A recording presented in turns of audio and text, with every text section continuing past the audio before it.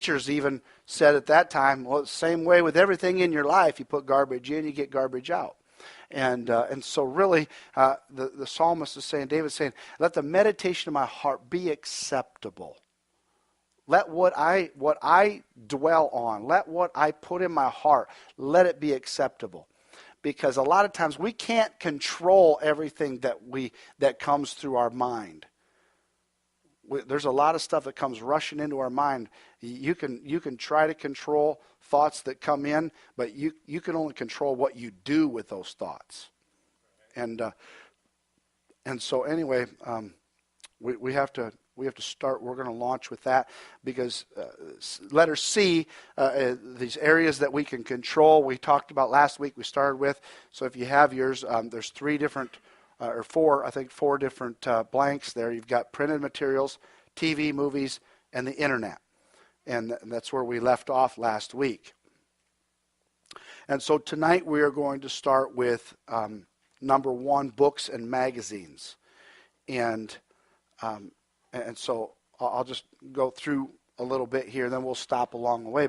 But reading can bring great pleasure. That's your next blank on letter A there.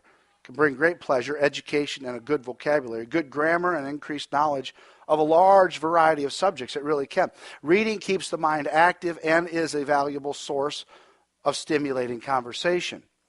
So reading can bring great pleasure, but the letter B, the other side, or what's called the dark side, is pornography and filthy language and vivid images of evil, occult books, gossip magazines, etc. And so books and magazines can be good and they can be bad. I mean, you've got both sides, don't you? And so you really have to filter your material a lot more. So many people just don't filter their material. They think, well, it's a popular book. It's a popular author. Somebody recommended it to me. Man, I get stuff recommended to me all the time about 3 pages in or 3 sentences in sometimes. I recognize this is probably not worth being recommended to me. But because you have to filter things, and you have to. I'm not a novel reader. And the biggest reason I don't read novels is not because I don't enjoy novels. It's because I have a hard time finding a novel worth reading. Usually, it's like a movie. They have to put all kinds of crazy stuff in it to make it sell. I don't know, and so I pick and choose novels very, very, very cautiously. You can shut a movie off if it gets bad, but it's hard to throw away a book after you bought it. And I don't really go to the library very much. But number 2, television and movies. This form of entertainment is a major source of negative images.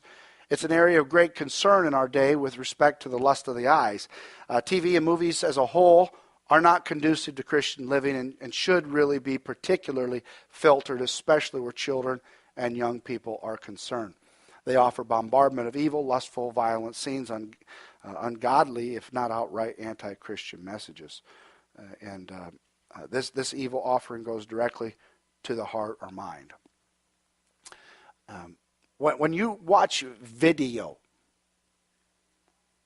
you replay that much more often than what you do if you read. If you read, you build the picture. If you watch video, the picture's already built for you. And so that's why video is such has such impact on people in a negative. Video has much more negative impact on people than printed material, because printed material, you have the opportunity to build the image any way you want to. Video, you're left up to the image that's already built. And so a lot of the learning is disabled with video. Video learning has become kind of the choice learning of the day, but it's not a healthy learning avenue. Because it goes directly to the heart and the mind. The result being that basic resistance to sin is undermined. The mind is constantly being tempted and encouraged to sin. By seeing sin portrayed over and over, the mind gradually becomes desensitized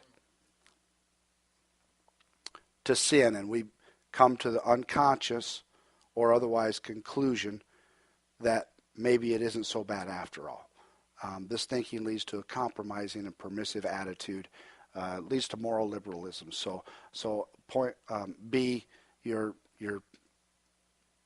blank is desensitized there. How many have ever recognized that you've been desensitized to some things? I recognized it probably the first time I recognized it was at 9/11. I've mentioned that many, many times, that it looked just like a movie. Can you tell what movies have done to people? Because it looked too much like a movie to me, and it didn't sink in right away. I was desensitized and really struggled with that for quite a while, because how could I become so desensitized to people really dying? It wasn't Hollywood; they weren't stunt people, but at the same time, I wasn't standing right there watching it, so it still became false to me, but it was anything but false. So constant exposure gradually erodes our defenses. It alters our attitudes towards sin through the subconscious. Brainwashing. This is, where you get all kinds of brainwashing. It entertains the carnal man, feeds the lust of the flesh. The conclusion is inescapable. Are they done already? Good. They're going to get in on the good stuff tonight. Maybe you should sit real close to your mother, because we might have to censor some things tonight. So the constant diet of TV and movie viewing completely destroys spirituality over time, withers people away spiritually. See, it's a waste of time. I thought there'd be an amen to that.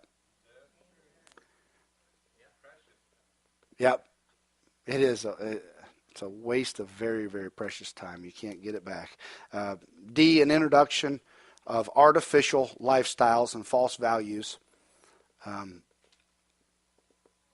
don't know if I have this in your notes, but I have it in parentheses here. Your spouse doesn't look so good anymore compared to the TV version.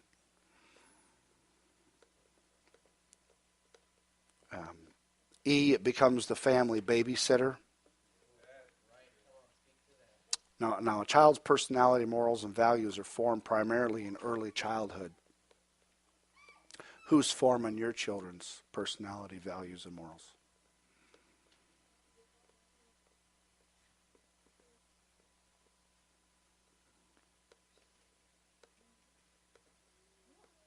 TV is the best way to teach your children how to sin. It's the easiest way to introduce them to lust, to violence, and to rebellion. There's a reason why the corporate world spends billions of dollars on advertising through all types of media. And somebody sent me a disgusting bowl of cereal. Asked me if it looked yummy. It took me a long time to try to figure out what that was. I stared at that picture for a long time. And thank you, Sister Elizabeth.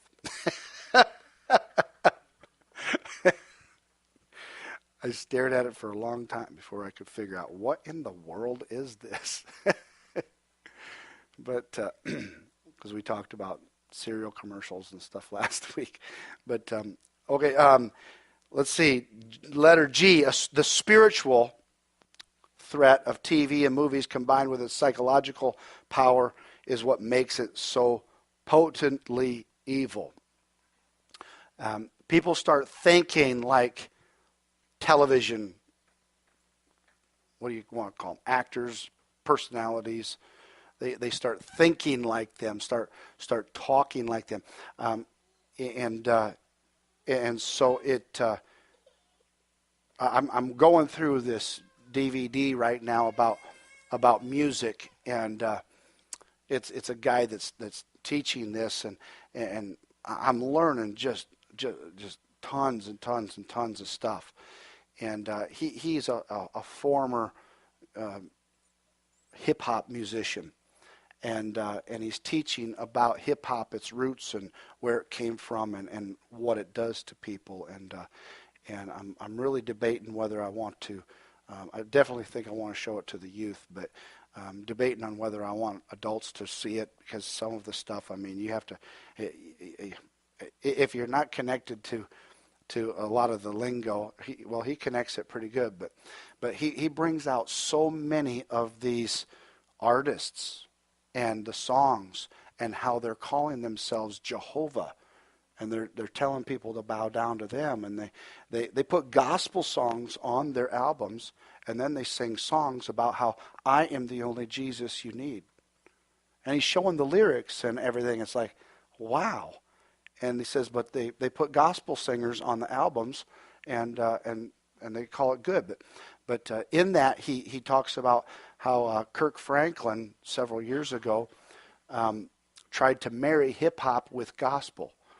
And he ran into Kirk, he says, one night at the Dove Awards or whatever, and he said, he asked Kirk, he says, how's the marriage going? He says, I don't think they'll ever get along. He says, I thought I could get hip hop people to get converted to Christianity. He said, but it's going the other way. He said, we're losing all of our gospel artists to hip hop. And it's a powerful series. There's 3 different portions to this seminar, and it's very powerful. But anyway, the psychological stuff that is going on in there. You know, when we were kids, it was play this song backwards. Well, he plays some of these songs backwards, and it's pretty vivid stuff. And so it's really amazing. It's really Craig Lewis is the guy's name that's doing it. He's doing it down in some Pentecostal church down in Fort Worth, and teaching it there. And so he travels around the world teaching these seminars. But the internet. Several years ago, Brother Dennis used to call this the Sinternet. I don't know if he still does or not, but he would call it the Sinternet. And it still is the Sinternet, yes. But the internet has become an area of major concern. Major concern. And the internet has superseded the influence on young minds than television, movies, books, or magazines ever have. The internet has far superseded the influence. And so I asked you guys to do a little homework. Did anybody do it last week? Anybody remember what it was? Covenant Eyes. Covenant Eyes. It's a software. I guess you call it software. I don't know really what you call it, but it's a program that you can download. You can put it on one device, 2 devices. You can put it in your whole house, on every device in your whole house, and so I think for a family, it's $13.99 a month for a family. If there's just 1 or 2 people in the home, it's only like $7 a month, something like that. But if you go to Covenant Eyes, you can download a lot of free ebooks, and I have downloaded a few of them off of there. I read one book that they sent to me maybe a couple years ago. It was called The Circuit of Porn. It's how your brain reacts to pornography. And because how many realize you may not be seeing it, but you're seeing the effects of it. How many realize that pornography is a massive problem? It's a huge problem. It is destroying so many people's lives.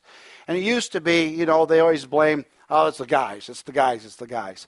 But it's not just guys anymore. There are so many ladies that come and and talk to me about the problems of pornography. It's just it's amazing. It's amazing how this has affected every area of life. When I was a kid, and even anybody before me, I mean, if somebody was going to get involved in pornography, you had to sneak around. You had to try to find a store that was going to sell it to somebody underage, or you had to try to find. You had to hunt it down. Now it hunts you down. It's hunting you down, and so Covenant Eyes is a good thing to have.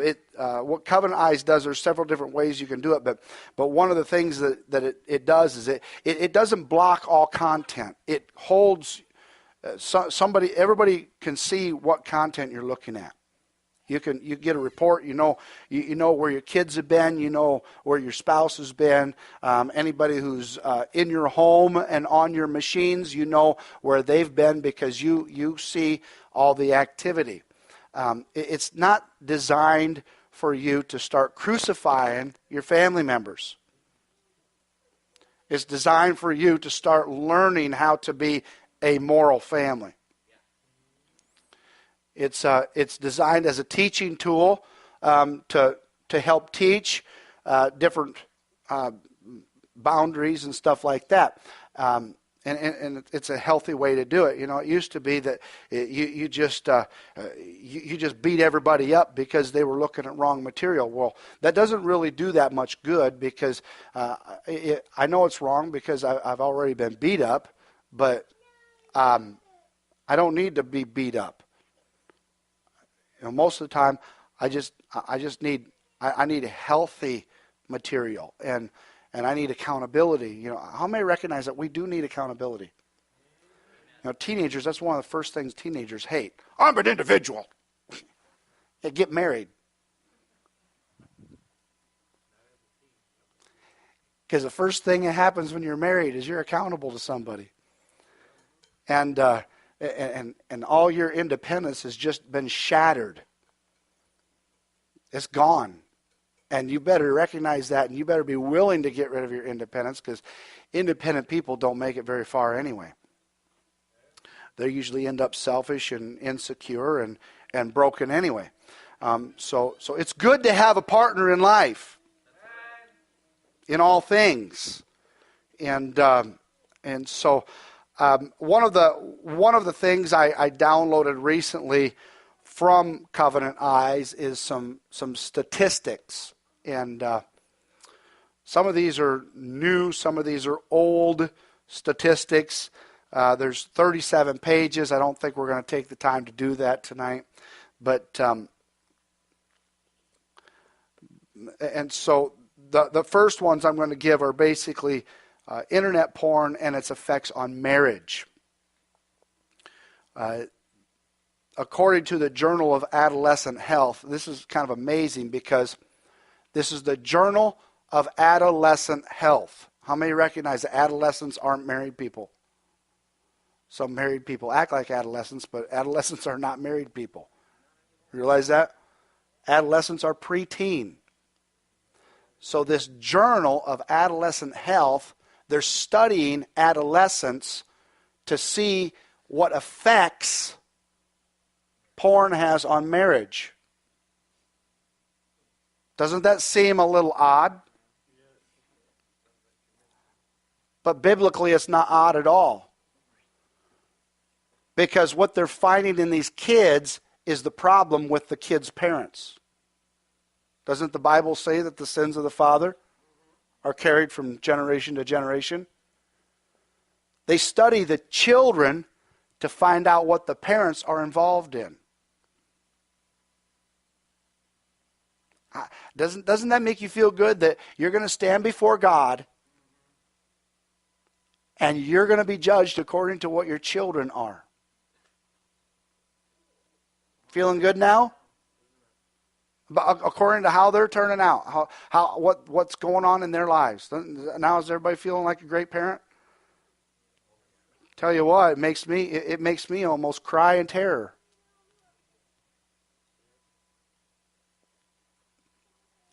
It really brings the responsibility. And now teenagers should have a little bit better understanding why mom and dad don't want you doing some things, because they understand. I'm standing before a holy God, talking to Him about you and trying to train you as much as I can. I have to answer to a holy God. Just abide by the rules. That's all I care about. Because I don't want to be judged harshly. And so anyway, they are, how do you feel, how do you think David felt watching every one of his children being destroyed? Solomon, the one that looked like was going to turn out, became a big whoremonger and a pagan. I mean, how do you think David felt laying on his deathbed, seeing his children? I mean, they're fighting amongst each other, they're raping one another, they're killing one another. How do you think he felt knowing that he was going to go see God? And his children were destroying each other. Okay, so anyway, this Journal of Adolescent Health showed prolonged exposure to the marriage that these kids are coming from. Turns out an exaggerated perception of sexual activity in society. Exaggerated perception.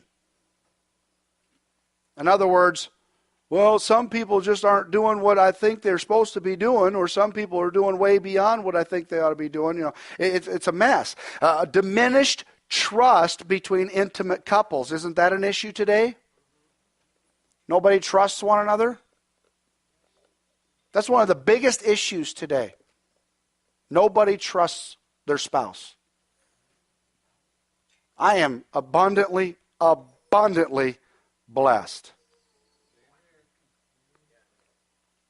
And I believe the biggest reason that my wife and I are abundantly blessed is because we didn't cross any lines before we got married.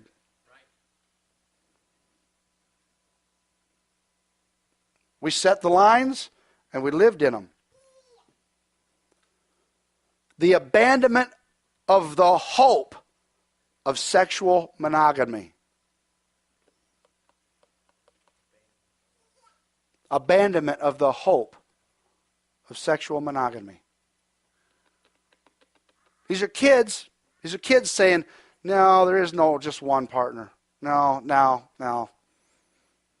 it's just not going to happen. No. A belief that promiscuity is the natural state. These kids are growing up and getting married. And this is what they believe. A belief that promiscuity is the natural state.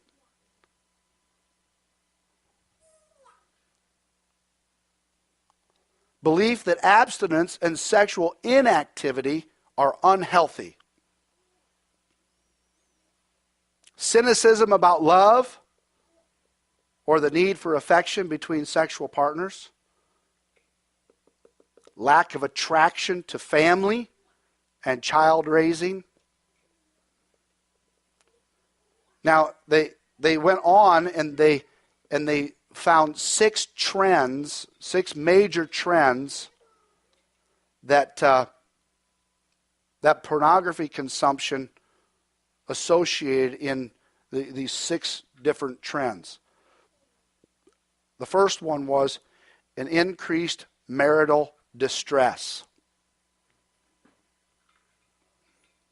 Risk of separation, divorce, decreased marital intimacy and sexual satisfaction, infidelity, increased appetite for more graphic types of pornography and sexual activity. Several years ago, I found that homosexuals, they did a huge survey on thousands of homosexuals, and then they followed their family line, and they found within every single person that was homosexual that adultery was committed within 3 generations. Every single one of them. adultery was committed within, not divorce and remarriage, adultery was committed within 3 generations. The Lord speaks of that as condemning your soul. So devaluation of monogamy, devaluing marriage, devaluing child rearing, an increased number of people struggling with compulsive and addictive sexual behavior. These are just 6 trends, and there were others. There were 40 of them that they found. These were the 6 major ones. But in 2002, the American Academy of Matrimonial Lawyers reported the following as the most salient factors present in divorce cases. So these are the things that every divorce case these lawyers handled. These are the reasons. 68% of divorces were involved one party meeting a new lover over the internet. 68%.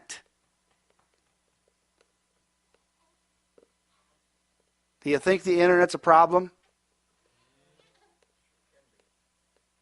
Do you think our eyes are worth protecting? 56% were involved one party having an obsessive interest in pornographic websites. Now this is just internet statistics. This far and above and beyond supersedes magazines, books, and everything else. This is just internet pornography. 56%. 47% involved spending excessive time on the computer. Now, in the day that we live, just about everything we do is on a computer. It's amazing how many. If you figured up how many hours of of a lot of people's work days, or even students, their day was involved in staring at a screen. It is excessive. It's unbelievable. We have to have a break from these silly things.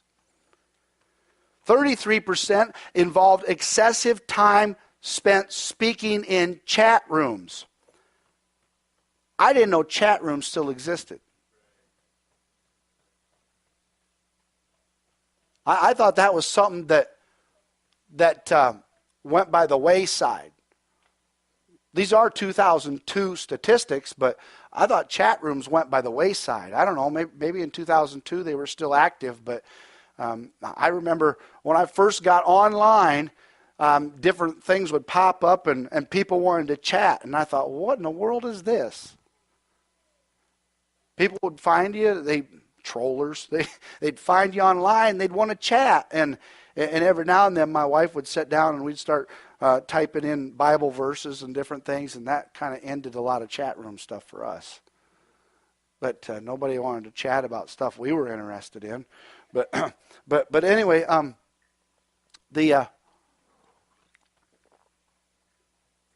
now I guess you could do private messaging. No, these guys don't want to talk to me right now.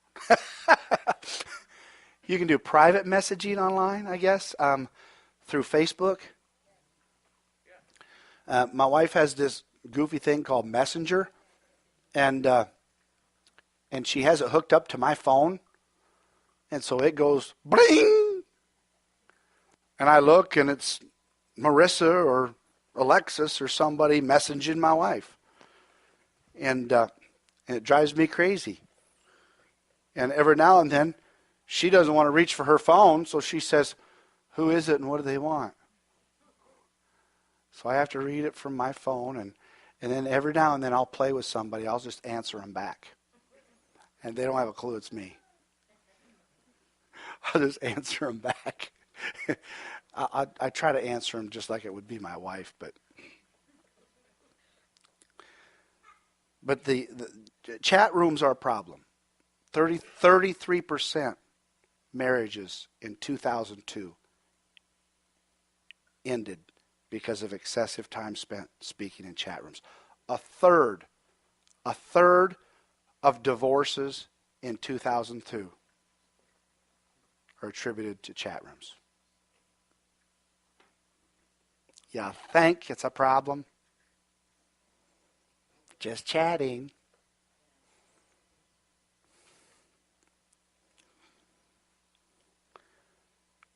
If we keep on going, I mean, some of these are too graphic. I won't mention them, but let's look at teenagers for a minute.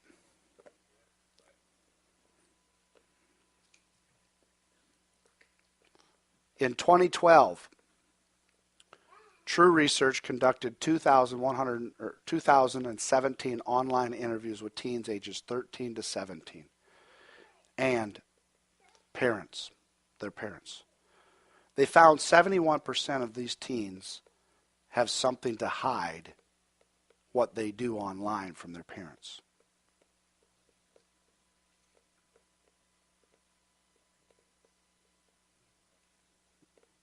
Now, granted, I was a teenager once, and I thought about hiding things from my parents. But the crazy thing is, I had 3 older brothers that hid things, and it didn't work, so I decided to quit hiding them. My brothers didn't hide anything, so I was just a little bit too honest. I figured, they already know I'm a punk. I might as well be an open punk. I didn't want to be a hypocritical punk. But 71% of these kids are hiding something from their parents. And when they found out what it was all inappropriate behavior. Makes sense, huh? Why would you hide appropriate behavior? 32% of these teens admit to intentionally accessing nude or pornographic content online. Of these, 43% do so on a weekly basis. 43% out of 32% weekly intentionally watch porn online. Intentionally. They're not stumbling across it. Only 12% of parents knew their teens were accessing it. 12% said, wow, yeah, we knew. The rest of them didn't know.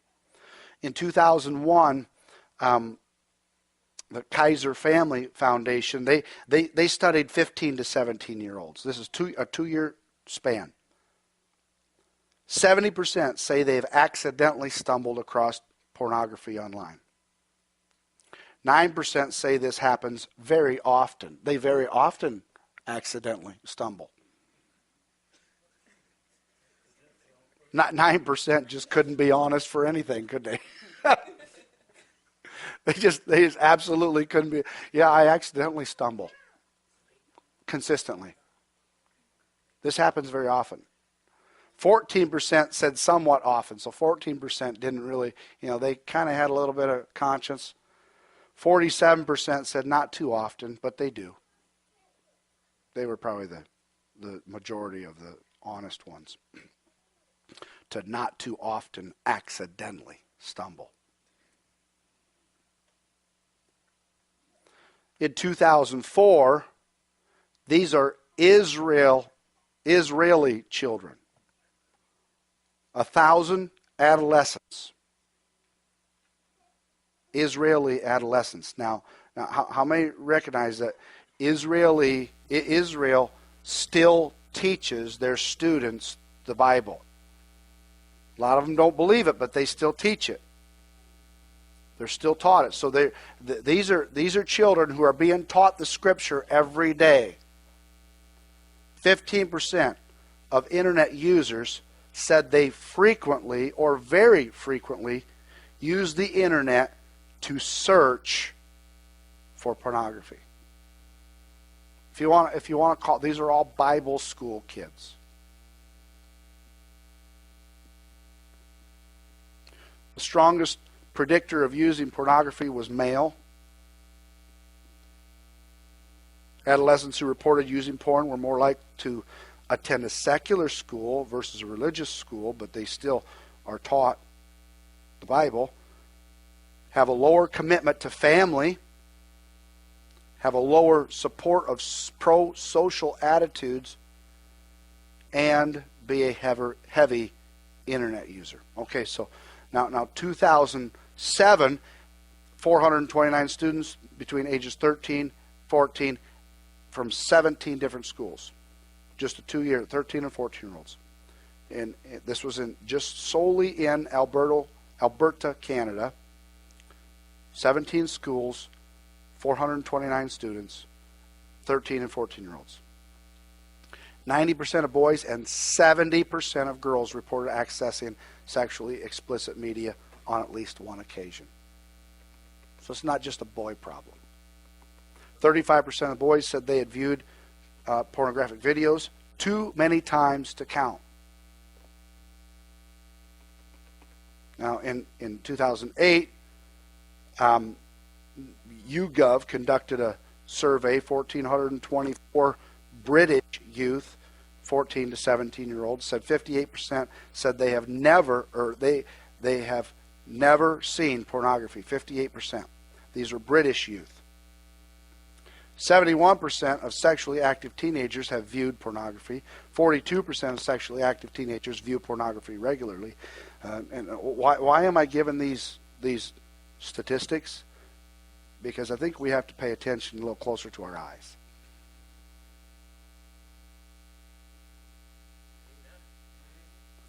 In 2008, 560 college students. Now we're moving up to college, but they're talking about their exposure before they're 18 years old.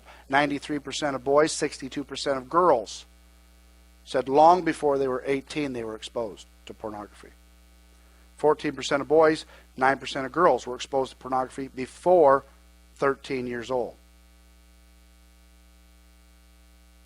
69% of boys, 23% of girls have spent at least 30 consecutive minutes. 30 consecutive minutes. This isn't an accumulation of 30 minutes. This is, I'm going to sit down, I'm going to open it up, and I'm going to stare at porn for more than 30 minutes. 69% boys, 23% girls. 63% of boys have done so more often than once. 35% of boys have done more often than 10 occasions. So now here's where it really gets crazy for this next generation. Where it gets really crazy for this next generation. 83% of boys, 57% of girls are watching group sex online. They're not watching just one-on-one. They're watching 3 or more people. This is what our next generation is coming into. You think that's why they might have a problem with marriage? Because marriage is one man and one woman? You know, this is just like Greece. This is just like Corinth. Only they didn't have the internet. 69% of boys, 55% of girls are watching same sex.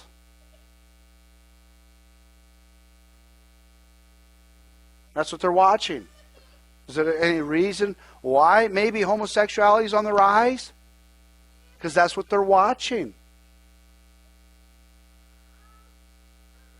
39% of boys, 23% of girls are watching sexual bondage.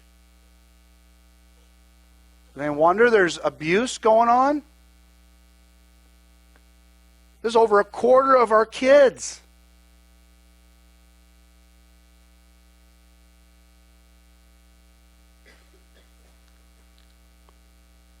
%32% boys, 18% of girls are watching bestiality online. I thought that was illegal. Of course, there's a lot of stuff that I thought was illegal that's online.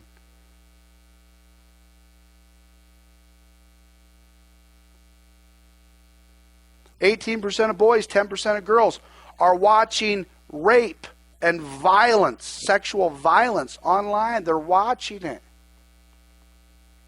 It's enjoyable to them. We're in a generation that's going downhill very quickly. Very, very quickly. And this is 2008 statistics. Imagine what 2015 would be, because it's not getting better. 15% of boys and 9% of girls under 18 are watching child pornography online.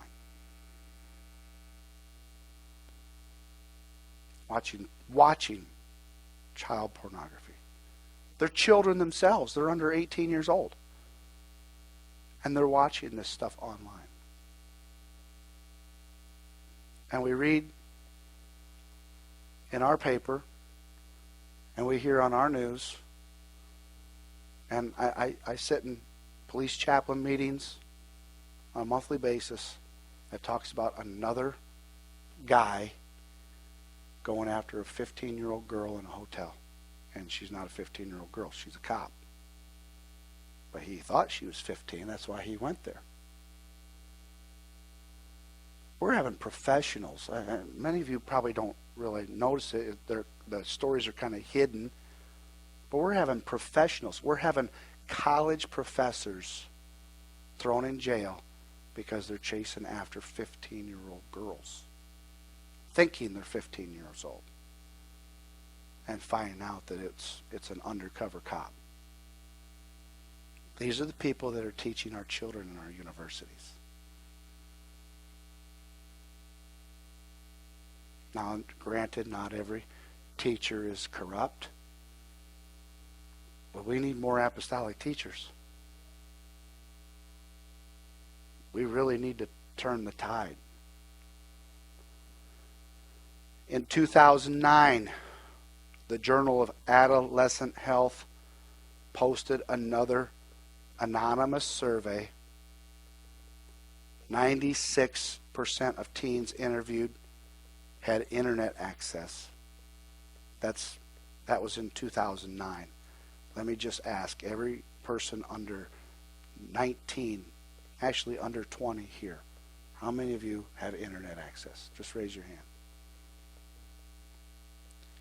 I know you're on internet. I'm not trying to bust your chops. I want everybody else to see your hands up. We don't have one here that doesn't.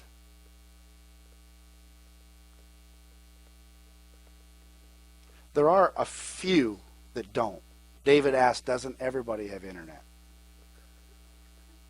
It seems like it's normal, but we do have a few people in America without internet. But every one of our teenagers has internet access. Now, I'm not trying to bust. They're all nervous now. They think I'm going to bust them out, but I'm not. I'm just making it a point. 55% of those, 96%, said they have been on sexually explicit websites. 55% of that 96% said, yeah, over half of them said, yeah, we've seen them, with no remorse. Not thinking there's anything wrong with it, because after all, isn't everybody doing it? And that's the attitude. Everybody does this, don't they? No, children of the Most High God don't. These are adolescents. Exposed to these sites are more likely to have multiple lifetime sexual partners.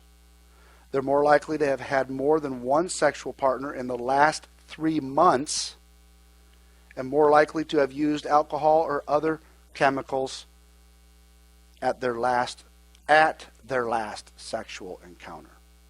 So in other words, they're drinking and drugging during sex. Boy, that just keeps the mind all the more clear.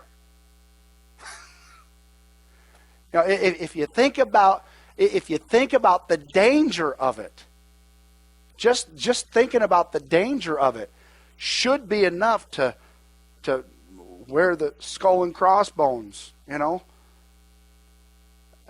But so anyway, that's just a couple of pages. I have 37 pages of different statistics. You can download this yourself at covenanteyes.com. You can download. I think there's probably 10 different ebooks. It talks about wives who are recovering from husbands that they've lost due to pornography, husbands that are trying to recover from wives that they've lost due to pornography.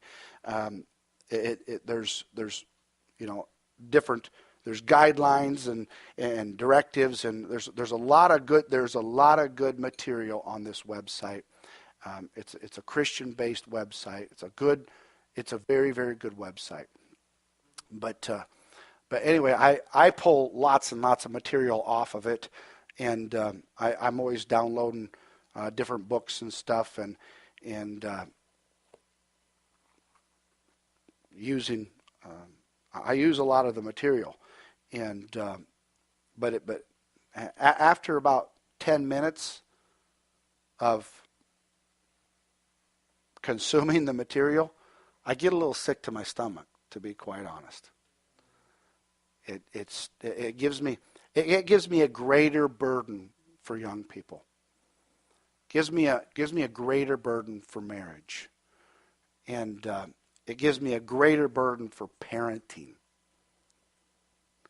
And so we really need to. Our eyes are very important to us. Very, very important to us. You know, when I was a kid and started working in factories and stuff, they had you wear safety goggles because you had to go through classes, and they had to tell you how important your eyes were, this, that, and the other. And and when you're young, you don't pay attention to that because, well,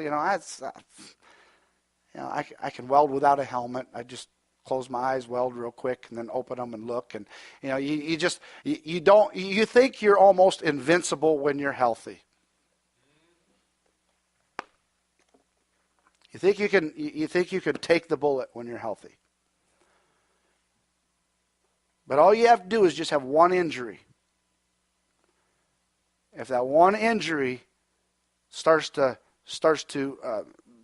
hinder your eyesight, change the way you see some things, and mess up and blur your vision, if you will, or take your vision temporarily, then all of a sudden you start to get a little bit more awareness of how important your eyes are just to your everyday life. Now you start applying scriptures that talk about your eyes and what you look at and the lust of the eyes, and you start applying spiritual principles to that. Now it just multiplies. I think I had better do more than just wear safety glasses. The Lord even said, if your eye offends you, pluck it out. If watching these things, if you can't control what you're watching, you better just go ahead and pluck out your eyes. But the amazing thing is, you never lose the images. We talked last week about how it's just a movie that just keeps rewinding and playing over and over again. So our eyes are very, very important. And the boundaries that we place around our view is very important. People get caught in a trap of lust because they're looking. Eve looked at the fruit and saw that it was good.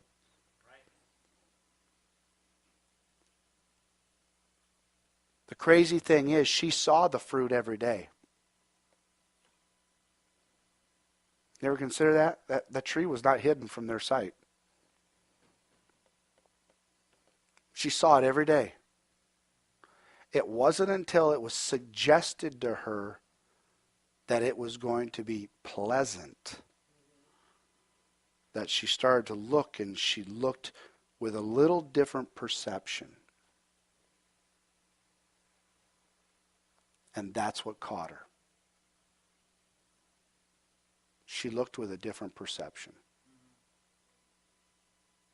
If we start looking at things the way the Lord sees them, we're going to be just fine. But if we start looking the way the world sees things, we're going to fail every time. Every time.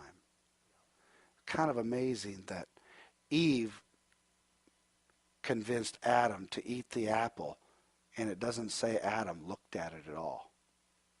He looked at Eve. Yeah, it probably was, more than likely it was not an apple.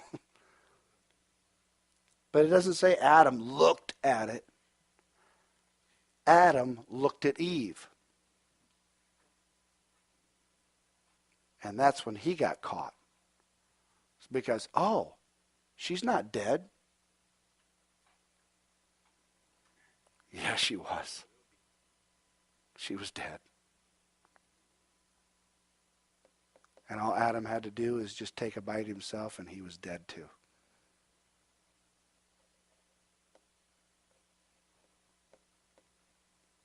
Our eyes are very important. What we look at, what we allow ourselves. Job said, and one of the scriptures that has fed me over the years is Job said, I made a covenant with mine eyes. Why then should I think upon a maid? And I always looked at that and I thought, he's got a covenant with his eyes. He made an agreement with his eyes to not think upon the maid. In other words, he saw her. He saw her. But he had an agreement. I'm not going to think about her. In other words, Job could have a healthy relationship with the maid, whoever the maid would be. He could have a healthy relationship with her as long as he didn't stare at her and start thinking about her. Amnon stared at Tamar so long that he had fabricated that she was going to be some sex goddess. And when she wasn't what he wanted her, expected her to be, the Bible says he hated her more than what he ever loved her to begin with, after he raped her. We got to be real careful. We have to be really, really, really careful. And the Lord said, if you look on a woman to lust after her, you've already committed adultery in your heart.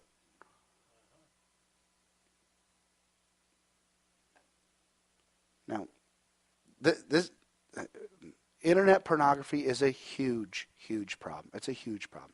It's something I think I deal with probably 2/3 of every month.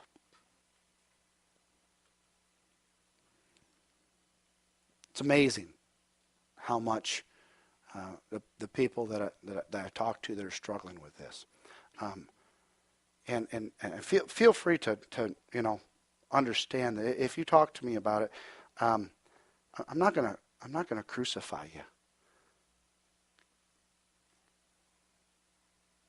I wasn't always in the church.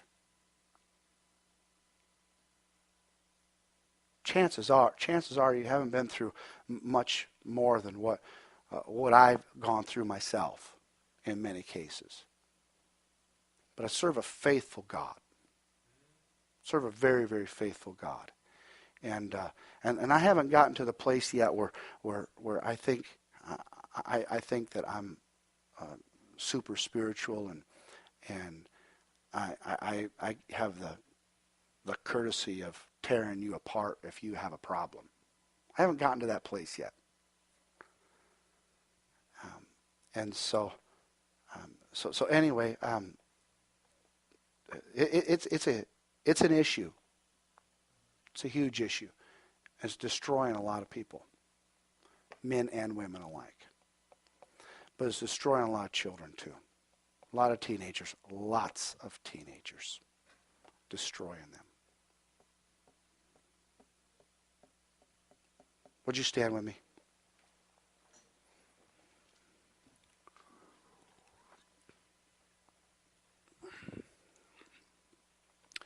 You can poll about 10 kids just on um, their opinions, if you will, towards marriage, and chances are you're going to within about 5 questions you're going to find out that they've been involved in pornography. If they don't believe in the commitment of marriage, you're going to find out they've been involved in pornography, because marriage doesn't mean anything to a porn user. There's no true intimacy.